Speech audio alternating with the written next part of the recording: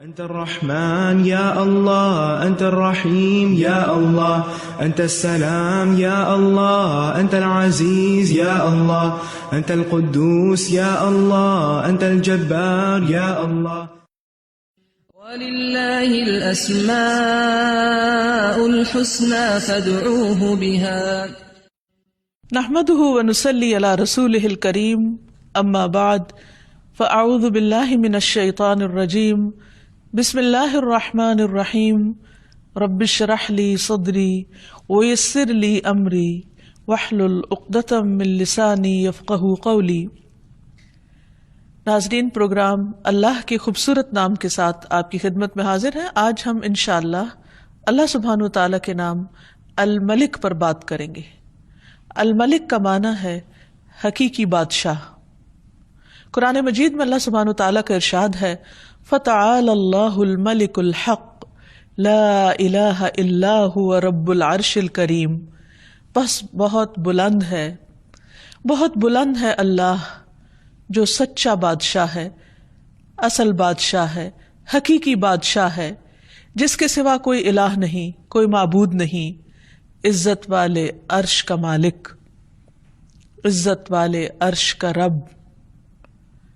اگر دیکھا جائے تو دنیا میں جتنے بھی بادشاہ ہیں اللہ سبحانہ و تعالی ان سب کا بادشاہ ہے۔ وہ بادشاہ جس کے حکم پر تمام کائنات چلتی ہے، جو بلا روک ٹوک ہر چیز پر اپنا حکم نافذ کر سکتا ہے اور اسے اس میں کوئی روکنے والا نہیں۔ حقیقت یہ ہے کہ سب تعریف اسی کے لیے ہے، سب امور اسی کی طرف لوٹائے جاتے ہیں، اور اس کی بادشاہت کوئی عام بادشاہت نہیں ہے، وہ عرش پر بلند ہے، اور عرش ساتوں آسمان اور ساتوں زمینیں اللہ کی کرسی کے سامنے ایسے ہیں جیسے ایک وسیع صحرا میں ایک چھوٹی سی مندری، ایک چھوٹا سا رنگ، اور پھر اللہ سبحانہ تعالیٰ کے عرش کے سامنے وہ کرسی ایک چھوٹے سے رنگ کی طرح ہے۔ آپ سوچئے کہ وہ عرش کتنا بلند ہے، اور جو خود اس پر مستوی ہے وہ کتنا بڑا ہے، کتنا عظیم ہے۔ وہ ہے ہمارا رب، ہمارا مالک اور حقیقی بادشاہ۔ اور اس دنیا میں جتنے بھی کام امور پاتے ہیں، جتنی بھی چیزیں چل رہی ہیں، جو کچھ بھی ہو رہا ہے، دراصل وہ سب اسی کے حکم پر چل رہا ہے اور اس پر اسی اکیلے کا فیصلہ نافذ ہے۔ وہ ہر چیز کو سنتا ہے، دیکھتا ہے اور اپنی مرضی کے مطابق چلاتا ہے۔ وہ ہر چیز کے پوشیدہ اور ظاہر سے آگاہ ہے۔ وہ جس کو جو چاہتا ہے عطا کرتا ہے، اور جس سے جو چیز چاہتا ہے روک لیتا ہے۔ وہ جس کو جیسے جتنا چاہے بدلہ دیتا ہے، جس کو چاہتا ہے عزت دیتا ہے، جس کو چاہتا ہے رسوا کر دیتا ہے، جس کو چاہتا ہے رزق دیتا ہے اور جس سے چاہے رزق روک لیتا ہے، جس کو چاہے زندگی دیتا ہے اور جس سے چاہے زندگی واپس لے لیتا ہے اور اس کو موت دے دیتا ہے۔ یہ ہے ہمارا رب، حقیقی بادشاہ۔ قرآن مجید میں سورۃ الحشر کی آخری آیات میں اللہ تعالیٰ فرماتے ہیں هو اللہ الذی لا الہ الا هو الملک، وہ اللہ جس کے سوا کوئی الہ نہیں، الملک حقیقی بادشاہ ہے، القدوس پاکیزہ، نہایت پاک، السلام سراسر سلامتی، المؤمن امن دینے والا، المہیمن نگہبان، العزیز زبردست، غالب، الجبار سب پر غالب، المتکبر سب سے بڑا بن کر رہنے والا۔ سبحان اللہ، پاک ہے اللہ، عما یشرکون، ان سب چیزوں سے جنہیں وہ اس کا شریک ٹھہراتے ہیں۔ تو حقیقت یہ ہے کہ اللہ سبحانہ تعالیٰ کے ہیں اچھے اچھے نام، اور ان ناموں میں سے ایک خوبصورت نام الملک ہے۔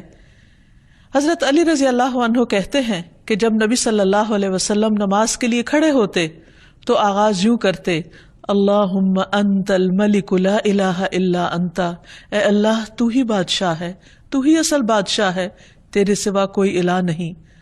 اور یہ اللہ کے رسول ہیں صلی اللہ علیہ وسلم جو اللہ سبحانہ تعالیٰ کی بادشاہت کا اعتراف کر رہے ہیں۔ آپ صلی اللہ علیہ وسلم نے یہ بھی فرمایا کہ اللہ تعالیٰ زمین کو مٹھی میں لے لے گا اور آسمانوں کو اپنے دائیں ہاتھ میں لپیٹ لے گا، پھر فرمائے گا انا الملک، انا الملک، میں ہوں اصل بادشاہ، میں ہوں اصل بادشاہ، اینا ملوک الارض، کہاں ہے زمین کے بادشاہ؟ اور اس دن بادشاہت صرف اور صرف اللہ ہی کے لیے ہوگی. الملک یومئذ للہ، آج حکومت، بادشاہت، اختیار، اقتدار، قبضہ سب صرف اور صرف اللہ کے ہاتھ میں ہے. نبی صلی اللہ علیہ وسلم نے فرمایا جب رات کا 1/3 حصہ گزر جاتا ہے تو اللہ تعالیٰ آسمان دنیا پر نزول فرماتے ہیں اور اعلان کرتے ہیں انا الملک، انا الملک، میں ہوں بادشاہ، میں ہوں بادشاہ، کون ہے جو مجھ سے دعا کرے تو میں اسے قبول کر لوں. یعنی بادشاہ حقیقی جو عرش عظیم کا مالک ہے وہ ہمیں پکارتا ہے اور ہم سے چاہتا ہے کہ ہم اس سے مانگیں اور وہ ان سب کو عطا کرے جو وہ چاہیں. کون ہے جو مجھ سے سوال کرے کہ میں اسے عطا کروں؟ کون ہے جو مجھ سے بخشش مانگے تو میں اسے بخش دوں؟ اور یہ اعلان مسلسل طلوع فجر تک ہوتا رہتا ہے. تو اس وقت بھی اللہ سبحانہ وتعالیٰ اپنا تعارف الملک کے طور پہ کرواتے ہیں کہ بندو یاد رکھو میں ہوں تمہارا حقیقی بادشاہ. اور جو حقیقی بادشاہ ہے وہ بادشاہ مطلق ہے، ایبسولیوٹ اتھارٹی ہے اس کے پاس، وہ جو جب جیسے چاہے کرے. تبارک الذی بیدہ الملک وہو علی کل شیء قدیر، بہت برکت والا ہے وہ جس کے ہاتھ میں ہر چیز کا کنٹرول ہے، بادشاہت ہے، اور وہ ہر چیز پر پورا اختیار رکھتا ہے، پوری قدرت رکھتا ہے. سورۃ الفرقان میں اللہ تعالیٰ فرماتے ہیں الذی لہ ملک السماوات والارض ولم یتخذ ولدا ولم یکن لہ شریک فی الملک، ولم یکن لہ شریک فی الملک، کہ اللہ سبحانہ وتعالیٰ وہ ہے کہ جس کے ہاتھ میں آسمانوں اور زمین کی بادشاہت ہے. یعنی وہ صرف زمین کا نہیں بلکہ آسمانوں کا بھی بادشاہ ہے، اور آسمانوں میں جو مخلوق رہتی ہے اور جو کچھ بھی اس نے بنایا ہے ان سب کا بادشاہ حقیقی ہے. وَلَمْ يَتَّخِذْ وَلَدًا، اور وہ ایسا بادشاہ ہے جس کا کوئی بیٹا نہیں ہے، کوئی اس کے اقتدار میں کہیں سے بھی شریک نہیں. وَلَمْ يَتَّخِذْ وَلَدًا وَلَمْ يَكُنْ لَهُ شَرِيكٌ فِي الْمُلْكِ، اور اس کی بادشاہت میں کوئی بھی شریک نہیں، یعنی مکمل اختیار رکھنے والا.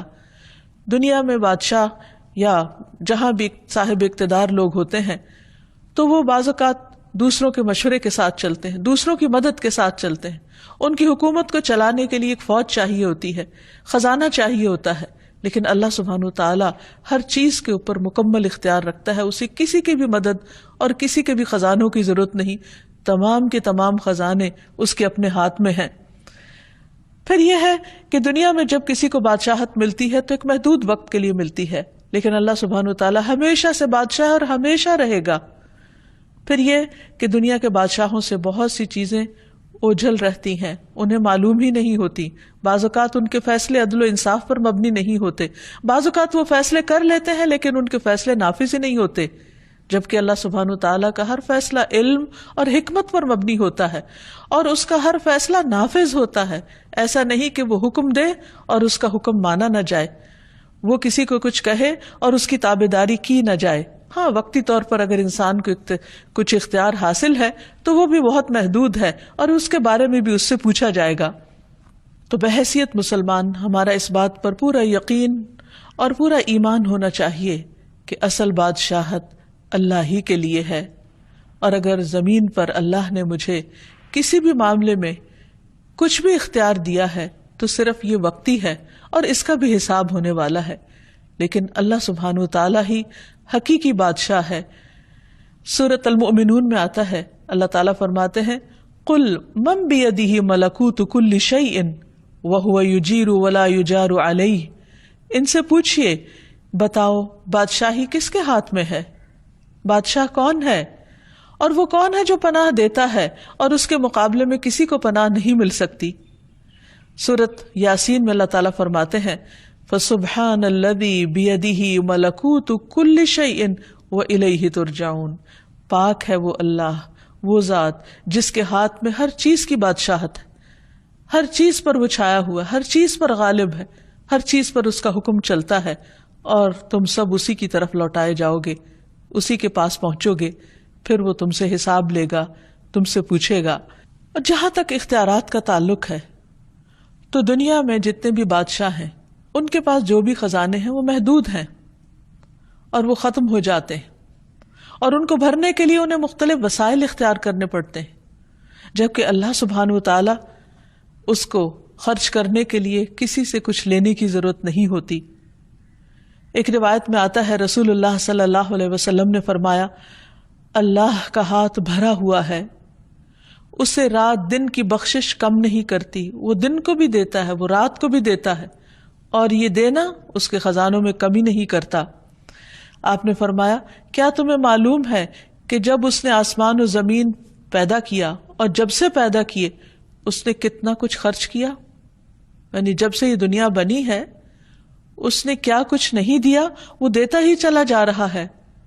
عام طور پر دنیا میں وقتی طور پر جب کسی کو اقتدار ملتا ہے یا بادشاہت ملتی ہے تو اس کے پاس جو بھی خزانہ ہوتا ہے یا خرچ کرنے کو ہوتا ہے وہ محدود ہوتا ہے، اور بعض اوقات خرچ کرنے کے بعد وہ ختم بھی ہو جاتا ہے، اور اس خزانے کو بھرنے کے لیے مختلف طرح کے ہیلے کرنے پڑتے ہیں۔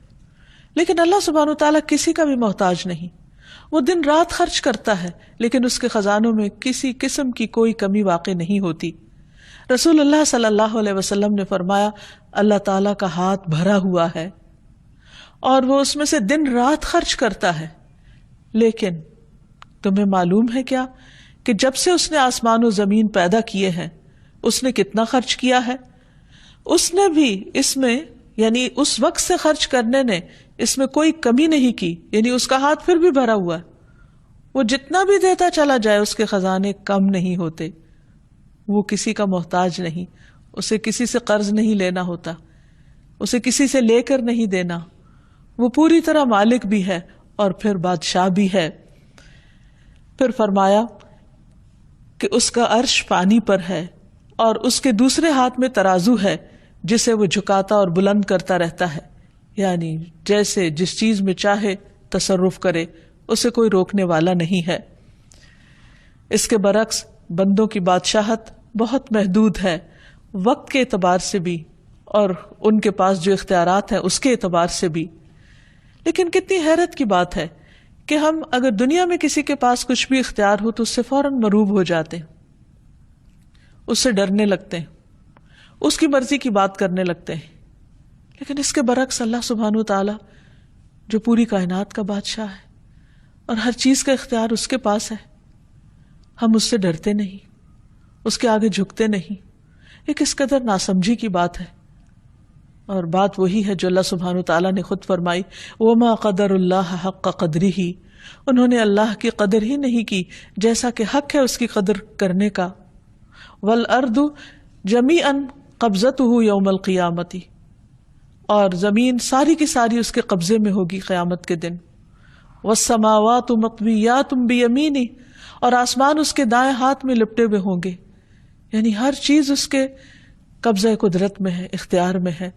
اس کے باوجود ہم پوری طرح اس کے آگے نہیں جھکتے، پوری طرح اس کے طریقوں پر نہیں چلتے، اس کو راضی کرنے کی فکر نہیں کرتے، اور اس کے برعکس جن کے پاس محدود اختیارات ہیں، چونکہ وہ ظاہر سامنے نظر آتے ہیں اس لیے انہی سے مروب ہو جاتے ہیں، اور اللہ جو الملک الحق ہے، حقیقی بادشاہ ہے، اس کو بھول جاتے ہیں۔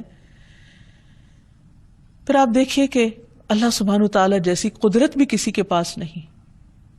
عبداللہ بن مسعود کہتے ہیں کہ علماء یہود میں سے ایک شخص رسول اللہ صلی اللہ علیہ وسلم کے پاس آیا اور کہا، اے محمد، ہم تورات میں پاتے ہیں کہ اللہ تعالیٰ آسمانوں کو ایک انگلی پر اٹھا لے گا، اور زمین کو ایک اور انگلی پر اٹھا لے گا، اور درختوں کو ایک انگلی پر، اور پانی اور مٹی کو ایک انگلی پر، اور تمام مخلوقات کو ایک انگلی پر، اور پھر فرمائے گا، انا الملک، میں ہوں بادشاہ، میں ہوں بادشاہ۔ نبی صلی اللہ علیہ وسلم نے جب اس عالم کی بات سنی تو آپ مسکرا دیے، اور دراصل یہ مسکراہٹ اس یہودی عالم کی تصدیق کے طور پر تھی۔ پھر آپ نے یہ آیت تلاوت فرمائی، وما قدر اللہ حق قدرہ والارض جميعا قبضته يوم القيامة والسماوات مطويات بيمينه سبحانه وتعالى عما يشركون اور ان لوگوں نے اللہ کی قدر نہیں کی جیسا کہ اس کی قدر کرنے کا حق ہے، اور ساری زمین قیامت کے دن اس کی مٹھی میں ہوگی، اس کے ہاتھ میں ہوگی، اور آسمان دائیں ہاتھ میں لپٹے ہوئے ہوں گے۔ وہ ان لوگوں کے شرک سے بالکل پاک اور بلند تر ہے، یعنی لوگ اللہ سبحانہ وتعالیٰ کی عظمت کو اس طرح محسوس نہیں کرتے جس طرح کرنا چاہیے۔ پھر یہ بھی یاد رہے کہ اللہ سبحانہ وتعالیٰ کی بادشاہت میں کبھی بھی کسی قسم کی کوئی کمی نہیں آئے گی۔ اللہ تعالیٰ فرماتے ہیں اگر تم سب اولین و آخرین، یعنی سارے کے سارے انسان، اور نہ صرف یہ کہ انسان بلکہ جن بھی، کہ تمہارے اول پہلے انسان سے لے کے آخری انسان تک، اور تمام کے تمام جن پہلے جن سے لے کر آخری جن تک، تم سب اس آدمی کے دل کی طرح ہو جاؤ جو سب سے زیادہ تقوی والا ہو، تو بھی تم میری سلطنت میں کچھ اضافہ نہیں کر سکتے۔ یعنی عام طور پر انسان یہ سمجھتا ہے کہ جب وہ عبادت کرتا ہے یا اللہ کی بندگی کرتا ہے یا کوئی بھی اس کی خاطر کام کرتا ہے تو شاید وہ اللہ تعالیٰ کو فائدہ پہنچاتا ہے، حالانکہ ایسا نہیں ہے۔ اللہ تعالیٰ فرماتے ہیں کہ اگر تم سارے سجدے میں بھی پڑے رہو تو اس سے میری حکومت، میری بادشاہت میں کچھ اضافہ نہیں ہوگا۔ اسی طرح اے میرے بندو، اگر تم سب اولین و آخرین، جن و انس، ایک آدمی کی طرح ہو جاؤ جو سب سے زیادہ بدکار ہے، تو پھر بھی تم میری سلطنت میں کسی قسم کی کوئی کمی نہیں کر سکتے۔ یعنی اگر اس زمین پر اول سے لے کر آخر تک قیامت تک کوئی ایک بندہ بھی کوئی عبادت نہ کرے، کسی قسم کی کوئی تسبیح نہ کرے، کوئی ذکر نہ کرے، کوئی اس کی اطاعت نہ کرے، تو بھی اللہ سبحانہ وتعالیٰ کی حکومت میں، بادشاہت میں، اقتدار میں، اختیار میں، اس کی طاقت اور غلبے میں کوئی کمی نہیں آ سکتی، کسی قسم کی کوئی کمی۔ ہم اسے کوئی نقصان نہیں دے سکتے۔ تو پھر یہ سب کچھ اصل میں خود ہمارے اپنے ہی فائدے میں ہے۔ جب ہم اللہ تعالیٰ کی عبادت کرتے ہیں تو اس کو تو کچھ نہیں ملتا، لیکن یہ عبادت ہمارے لیے باعث سعادت ہوتی ہے۔ جب ہم اس کا ذکر کرتے ہیں تو اس کو کچھ نہیں ملتا، اس لیے کہ زمین و آسمان کی ہر چیز اس کی تسبیح کر رہی ہے، لیکن یہ تسبیح اور یہ ذکر خود ہمارے اپنے دلوں کی تسکین کا باعث بنتا ہے۔ اس لیے بندہ جب بھی اللہ سبحانہ وتعالیٰ کی طرف رغبت کرے تو اس سے ڈرتے ہوئے اور اس سے امید رکھتے ہوئے، اس سوچ کے ساتھ نہیں کہ میں اپنی عبادت سے اس کو کچھ فائدہ پہنچانے چلا ہوں۔ پھر فرمایا اے میرے بندو، تم سب اولین و آخرین، جن و انس، ایک صاف چٹیل میدان میں کھڑے ہو جاؤ اور سب مجھ سے مانگو، اور میں تم سب کو وہ سب کچھ دوں جو تم مانگ رہے ہو، تو اس سے میری حکومت میں، میری بادشاہت میں اتنی بھی کمی نہیں ہوگی جتنی ایک سمندر کے اندر سوئی ڈالنے کے بعد نکالی جائے اور اس میں جو پانی لگا ہو، تو اتنی قلیل مقدار میں بھی اس سمندر کے مقابلے میں جو کمی ہوتی، میری بادشاہت میں وہ بھی کمی نہیں ہوگی۔ تو اس سے پتہ چلتا ہے کہ اللہ سبحانہ وتعالیٰ کی بادشاہت کیسی ہے، اور اس کے خزانے کیسے ہیں، اور اس کی حکومت کیسی ہے، اور اس کا اقتدار کیسا ہے۔ پھر آپ دیکھیے کہ اس کی بادشاہت کی وسعت، اس کا بھی ہم اندازہ نہیں کر سکتے۔ نبی صلی اللہ علیہ وسلم نے فرمایا، میں خوب جانتا ہوں کہ اہل جہنم میں سے کون سب سے آخر میں نکلے گا۔ وہ ایک ایسا شخص ہوگا جو اپنے گھٹنوں کے بل رینگتا ہوا جنت میں داخل ہوگا، یعنی جہنم سے گھٹنوں کے بل گھسٹتا ہوا باہر نکلے گا تو اللہ سبحانہ وتعالیٰ اسے حکم دیں گے کہ جاؤ جنت میں داخل ہو جاؤ۔ وہ جنت میں آئے گا، لیکن اسے ایسے معلوم ہوگا کہ جیسے جنت بھری ہوئی ہے، تو واپس اللہ تعالیٰ کے پاس جائے گا اور کہے گا یا رب جنت تو بھر گئی ہے۔ اللہ تعالیٰ اسے فرمائیں گے کہ جاؤ جنت میں چلے جاؤ۔ پھر وہ جائے گا، پھر وہ دیکھے گا کہ جنت بہت آباد ہے، وہ واپس آئے گا اور کہے گا اے رب جنت تو بھری ہوئی معلوم ہوتی ہے، میں نے جنت کو بھرا ہوا پایا ہے۔ تو اللہ تعالیٰ پھر فرمائے گا کہ جاؤ جنت میں داخل ہو جاؤ، میں تمہیں دنیا کی مانند اور اس سے 10 گنا زیادہ دیتا ہوں۔ سوچئے اس دنیا میں کیا کچھ، یعنی عام طور پر ایک انسان کے بس میں نہیں کہ وہ ایک انسان کیا، آج تک اتنی تحقیقات ہوئی، اتنا کچھ انسانوں نے پڑھا لکھا، بڑی بڑی یونیورسٹیاں قائم ہوئی، لیکن پوری زمین کو ایکسپلور نہیں کر سکے اور اس کے پورے خزانوں کو بھی۔ تو اللہ سبحانہ وتعالیٰ جہنم سے نکلنے والے آخری شخص سے فرمائے گا کہ جاؤ میں تمہیں دنیا اور اس جیسی 10 دنیایں تمہیں دیتا ہوں، اور یہ وہ ہے جو سب سے آخر میں جنت میں پہنچنے والا ہوگا۔ تو آپ خود سوچئے کہ جن کو جنت الفردوس عطا ہوئی اور جن کو جنت کے بلند درجات نصیب ہوئے، ان کو کیا کچھ اللہ تعالیٰ عطا فرمائیں گے۔ یہ ہے اصل بادشاہ، حقیقی بادشاہ، کہ جس کو جتنا دینا چاہے وہ دے سکتا ہے، اور سب کچھ دینے کے بعد بھی اس کے اپنے خزانوں میں کچھ کمی واقع نہیں ہوتی۔ تو وہ شخص اس پر بہت حیران ہو جائے گا اور کہے گا کہ یا رب تو مجھ سے مذاق کرتا ہے، واقعی اتنا کچھ، یعنی اسے یقین نہیں آئے گا کہ اتنا کچھ بھی مل سکتا ہے۔ تو اس بات پر نبی صلی اللہ علیہ وسلم جب یہ بیان کر رہے تھے تو آپ بھی ہنسنے لگے اور آپ کے سامنے کے دندان مبارک ظاہر ہو گئے، اور آپ کہا کرتے تھے یہ جنت میں سب سے کم درجے والے کا حال ہے، سب سے کم درجے والے کا۔ اور آج انسان دنیا کی حقیر چیزوں کے پیچھے اپنا دین ایمان بیچ ڈالتا ہے اور اللہ سبحانہ وتعالیٰ کو ناراض کر دیتا ہے، اور یہ بھول جاتا ہے کہ اصل اختیار غلبہ اللہ سبحانہ وتعالیٰ کے پاس ہے، اور وہ اپنے فیصلوں میں خود مختار ہے، جو چاہے کرے۔ اللہ سبحانہ وتعالیٰ وقتی طور پر دنیا میں جب کسی کو کوئی بھی نعمت دیتا ہے تو عام طور پر شیطان اس کے دل میں غرور اور تکبر ڈالنے لگتا ہے، اور اگر کچھ اختیار اور اقتدار مل جائے تو یہ چیز اور بڑھنے لگتی ہے، اور اللہ سبحانہ وتعالیٰ کو بندوں کی یہی چیز پسند نہیں۔ رسول اللہ صلی اللہ علیہ وسلم نے فرمایا، اللہ عز و جل فرماتے ہیں کہ تکبر میری چادر ہے اور عظمت میری ازار ہے، پس جو کوئی مجھ سے اس کے بارے میں جھگڑا کرے گا میں اسے آگ میں پھینک دوں گا۔ یعنی کسی بھی شخص کو خدا بننے کی ضرورت نہیں۔ اگر کوئی اپنے آپ کو خود مختار اور مالک الملک سمجھتا ہے کہ سب حکومت اور سب اختیار اور سب اقتدار میرے پاس ہے اور مجھے کوئی نقصان نہیں دے سکتا، یا میں سب کچھ کر سکتا ہوں، تو اس سے بڑی غلط فہمی کوئی نہیں۔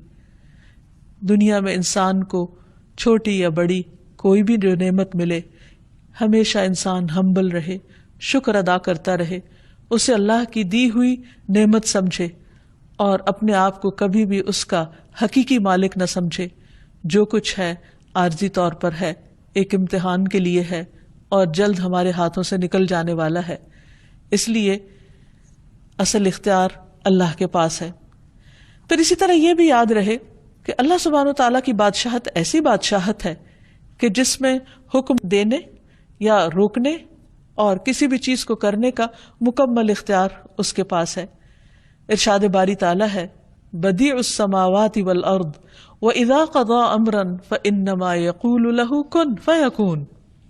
آسمانوں اور زمین کا موجد ہے، اور جب کسی کام کے کرنے کا فیصلہ کر لیتا ہے تو بس اتنا کہتا ہے کہ ہو جاؤ، اور وہ ہو جاتی۔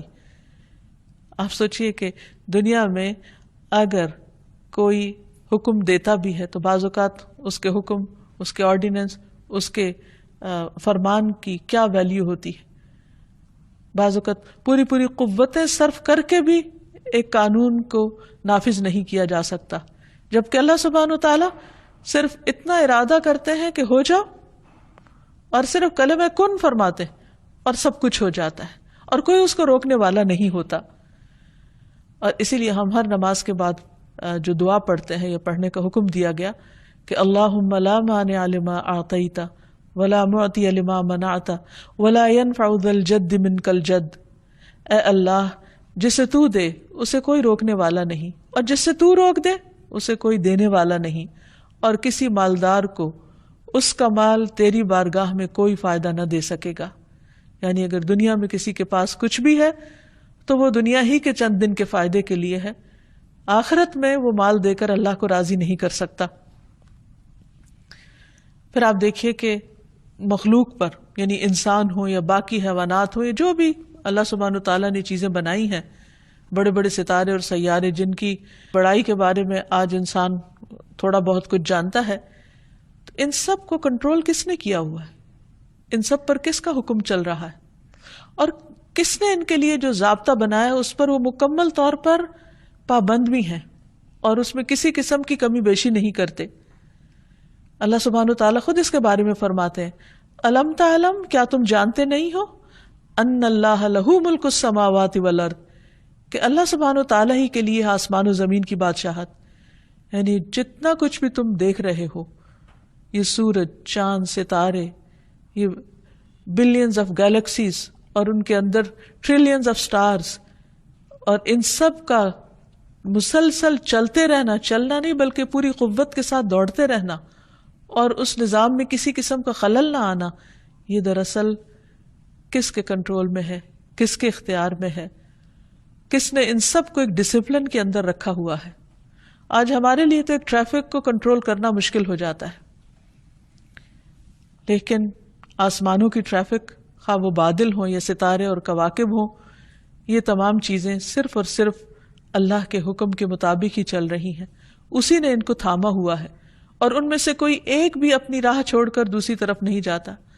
اگر ان میں سے کوئی ایک بھی اپنی مرضی کرنے لگے تو ہر چیز ٹکرا کر رہ جائے، یہ نظام درہم برہم ہو کر رہ جائے. تو اس سے یہ پتہ چلتا ہے کہ حقیقی بادشاہت ان سب پر دراصل اللہ ہی کی ہے. فرمایا یعذب من یشاء ویغفر لمن یشاء، جس کو چاہتا ہے عذاب دیتا ہے اور جسے چاہے بخش دیتا ہے. واللہ علی کل شیء قدیر، اور اللہ ہر چیز پر پوری قدرت رکھتا ہے. پھر اسی طرح رزق کے سارے معاملات بھی اسی کے اختیار میں ہیں. واللہ یرزق من یشاء بغیر حساب، اللہ جس کو چاہتا ہے بغیر حساب کے رزق دیتا ہے، یعنی انلمیٹڈ. پھر کسی کو حکومت دینا یا نہ دینا یہ بھی اس کے اختیار میں ہے. واللہ یؤتی ملکہ من یشاء، اللہ اپنی بادشاہت دیتا ہے، اپنی حکومت دیتا ہے جسے چاہتا ہے، اور اللہ وسعت والا، علم والا ہے. سیدھے راستے پہ چلانا بھی اسی کے اختیار میں ہے. واللہ یہدی من یشاء الی صراط مستقیم.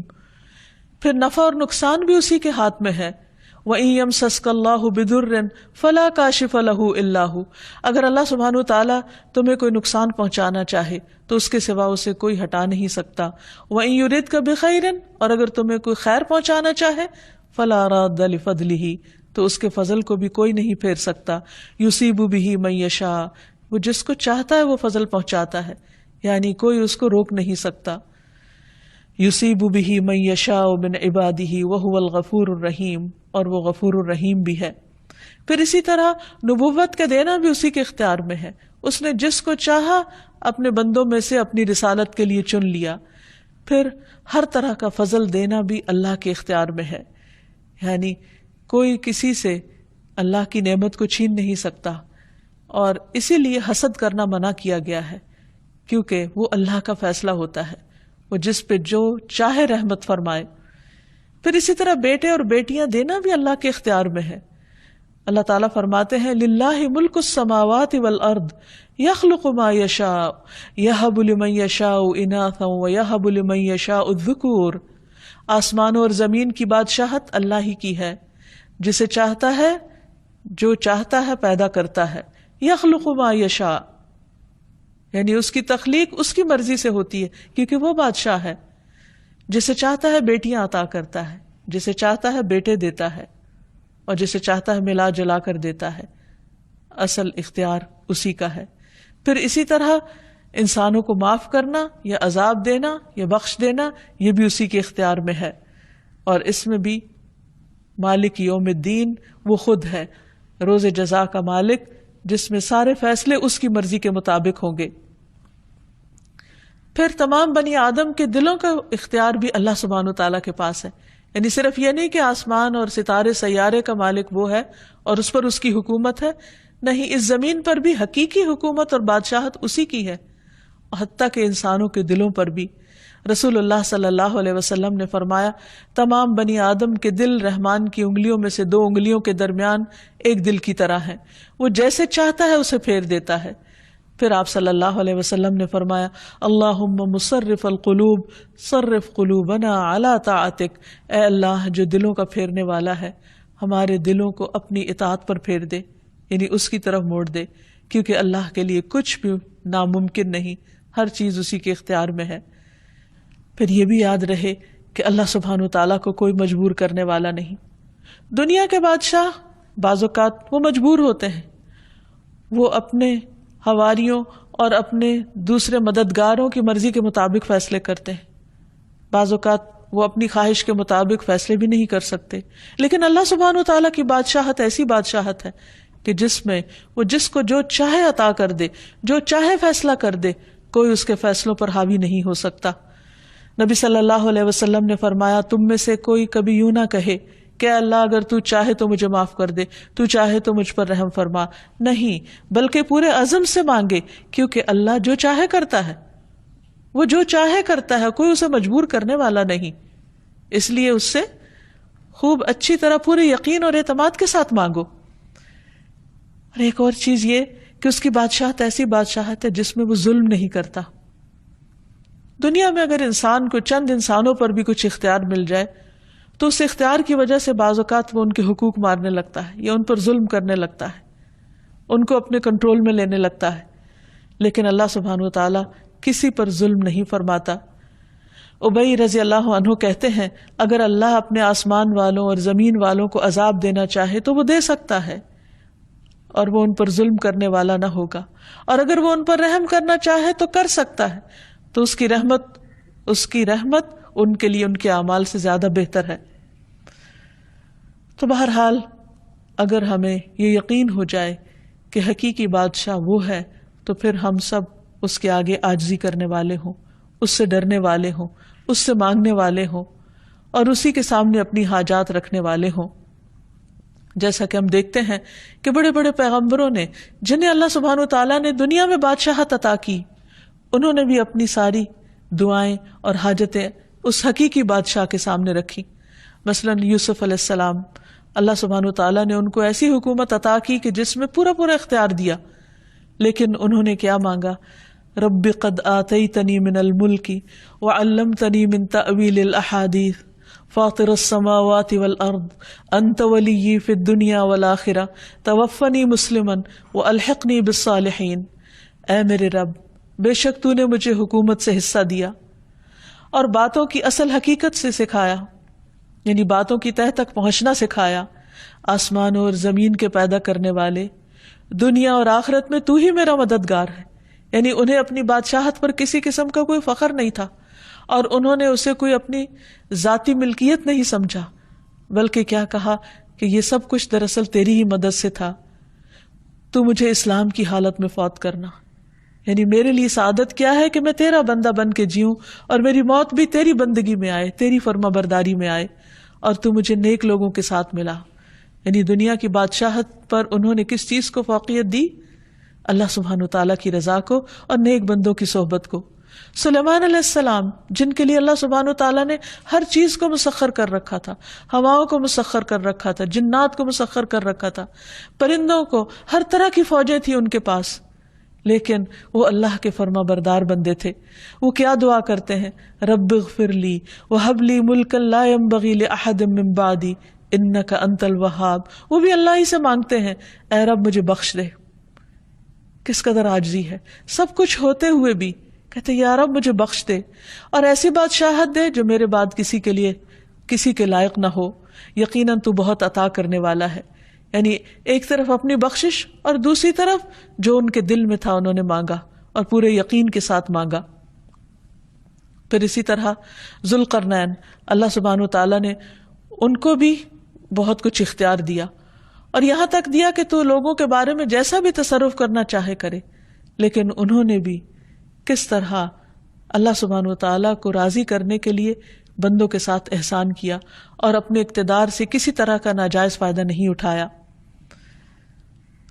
تو اصل بندے اللہ کے پسندیدہ وہی ہیں کہ جو سب کچھ رکھتے ہوئے بھی حقیقی بادشاہ اللہ تعالیٰ ہی کو سمجھے۔ پھر اللہ سبحانہ وتعالیٰ جب اس سے اس نام کے ساتھ دعا کی جاتی ہے تو وہ اس کو پسند فرماتا ہے۔ حضرت علی رضی اللہ تعالیٰ عنہ نے نبی صلی اللہ علیہ وسلم کی جو دعا نماز کے شروع میں کوٹ کی ہے، اس میں اللہ تعالیٰ کے حضور کس طرح عاجزی اور انکساری کا اظہار ہے۔ اللہم انت الملک، اے اللہ تو ہی بادشاہ ہے، لا الہ الا انت، تیرے سوا کوئی الہ نہیں، انت ربی، تو میرا رب ہے، وانا عبدک، اور میں تیرا بندہ ہوں، ظلمت نفسی، میں نے اپنی جان پہ ظلم کیا ہے، واعترفت بذنبی، اور میں اپنے گناہ کا اعتراف کرتا ہوں، فاغفر لی ذنوبی جمیعا، اللہ تو میرے سارے گناہوں کو معاف کر دے، انہ لا یغفر الذنوب الا انت، تیرے سوا گناہوں کو کوئی معاف نہیں کر سکتا، واہدنی لاحسن الاخلاق، اللہ مجھے بہترین اخلاق عطا کر. لا یہدی لاحسنھا الا انت، تیرے سوا بہترین اخلاق کی طرف کوئی رہنمائی نہیں کر سکتا. واصرف عنی سیئھا لا یصرف عنی سیئھا الا انت، اور تو مجھ سے میری برائیاں دور کر دے، ان برائیوں کو کوئی دور نہیں کر سکتا سوائے تیرے. پھر اسی طرح نبی صلی اللہ علیہ وسلم قیام کی حالت میں یہ دعا پڑھا کرتے تھے، سبحان ذی الجبروت والملکوت والکبریاء والعظمہ. آپ صلی اللہ علیہ وسلم کا مقام کتنا بلند ہے، لیکن جب اللہ کے حضور ہاتھ باندھ کر کھڑے ہوتے تو کس طرح اپنے رب کی تعریف بیان کرتے. سبحان ذی الجبروت والملکوت والکبریاء والعظمہ، پاک ہے وہ جو طاقت والا، سلطنت والا، کبریائی والا اور عظمت والا ہے. جو شخص جتنی زیادہ اللہ کی معرفت رکھتا ہے اتنے ہی خوبصورت الفاظ میں اللہ سبحانہ وتعالیٰ کو یاد کرتا ہے. پھر اسی طرح جو اللہ سبحانہ وتعالیٰ کے پسندیدہ کلمات ہیں ان میں سے لا الہ الا اللہ وحدہ لا شریک لہ لہ الملک ولہ الحمد وہو علی کل شیء قدیر ہے.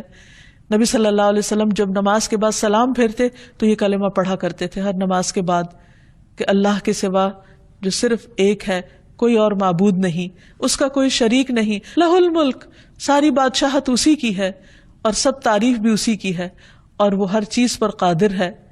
پھر صبح شام کی دعاؤں میں بھی نبی صلی اللہ علیہ وسلم جو کلمات پڑھتے، امسینا و امسى الملک للہ، کہ ہم نے شام کی اور ساری ملک نے، یعنی اللہ کی جتنی بھی بادشاہت میں جو اختیار ہے ہر چیز نے اللہ ہی کے لیے شام کی، یعنی اللہ ہی کے حکم کے مطابق. والحمد للہ، اور ساری تعریف اللہ کے لیے.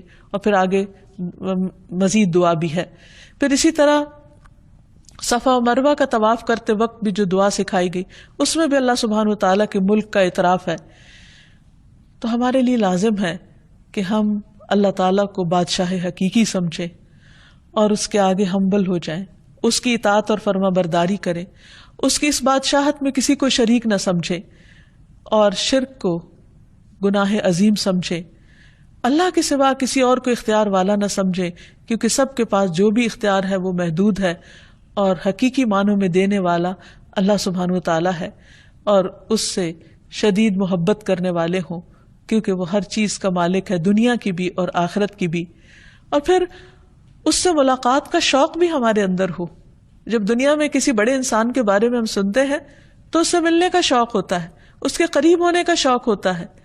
لیکن کیا ہم اللہ کی بڑائی کو سمجھتے نہیں کہ اس کے قرب اور اس کی ملاقات کا کوئی شوق نہیں ہمارے دل میں؟ نہیں. اگر ہم واقعی اس کی عظمت کو پہچان جائیں تو پھر اس سے ملاقات کا شوق بھی ہمارے دل میں ہو اور اس کا قرب بھی چاہیں. اور اس کا قرب نماز کے ذریعے حاصل ہوتا ہے. اس نے خود ہمیں بتا دیا واسجد واقترب، سجدہ کرو اور قریب ہو جاؤ، کیونکہ وہ عظیم بادشاہ ہے. اور جب اس کو خوش کر دیں گے تو وہ ہمیں خوش کر دے گا. جیسے موسیٰ علیہ السلام اپنی قوم سے آگے آگے فوراً اللہ سبحانہ وتعالیٰ کی طرف بڑھے. اللہ تعالیٰ نے پوچھا کہ کیا چیز تجھے سب سے پہلے آگے لے آئی؟ وہ کیا چیز تھی جو انہیں اللہ سبحانہ وتعالیٰ کی طرف دوڑا رہی تھی؟ اس کی ملاقات کا شوق تھا. تو اللہ سبحانہ وتعالیٰ ہم سب کو اپنی ملاقات کا شوق دے اور اپنی عظمت کا احساس دے. وآخر دعوانا ان الحمد للہ رب العالمین. أنت القاهر يا الله، أنت الحسيب يا الله، أنت الشافي يا الله، أنت المبين يا الله، أنت الوكيل يا الله، أنت القيوم يا الله، أنت المتين يا الله، أنت السبوح يا الله. لا إله إلا الله محمد رسول الله، لا إله إلا الله محمد رسول الله.